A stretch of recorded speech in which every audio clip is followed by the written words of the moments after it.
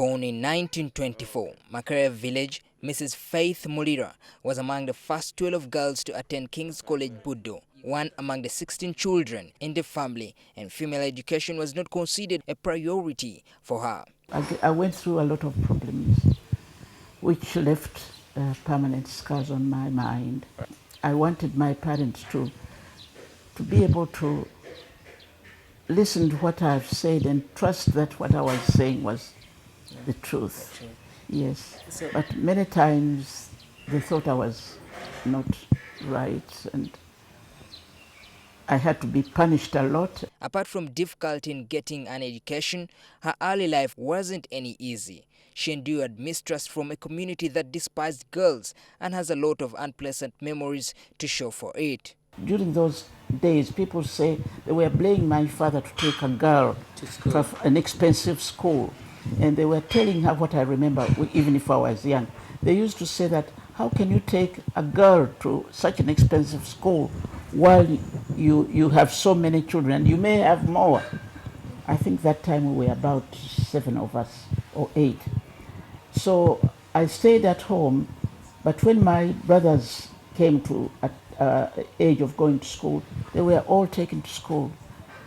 And I felt so much hurt. At the age of 13, she joined Mengo Nursing School after someone spoke to her father about her ability to read, which she cultivated through the help of reading tutorials and frequently listening to people speaking English.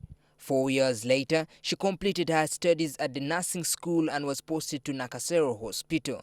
Because of her good performance, she was posted to an orphanage, Sanyu Baby's home. Because they wanted somebody who is reliable, who can take over from the European person who was there. But her rise was cut short when at 21, Faith was forced into loveless marriage. My marriage life wasn't that much pleasant. And because I was young and without experience of having a boyfriend, it was difficult. First, I was young and I was a little bit stupid. I didn't know what marriage means.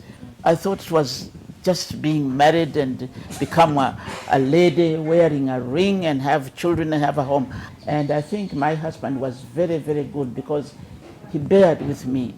He loved me and he was really, I really give him credit for that.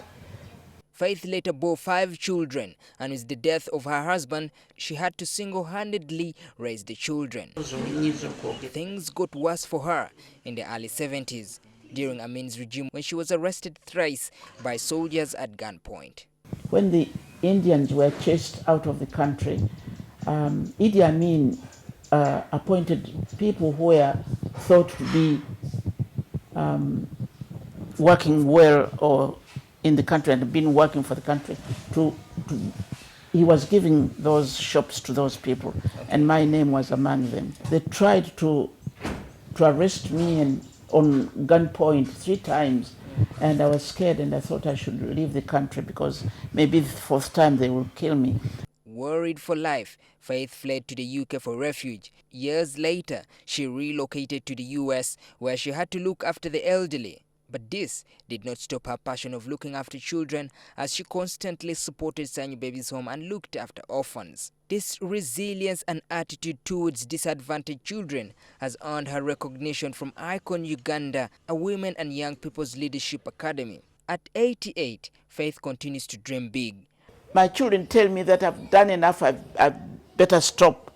But I don't stop. Once somebody comes to me and finds that is in difficulty, I want to help.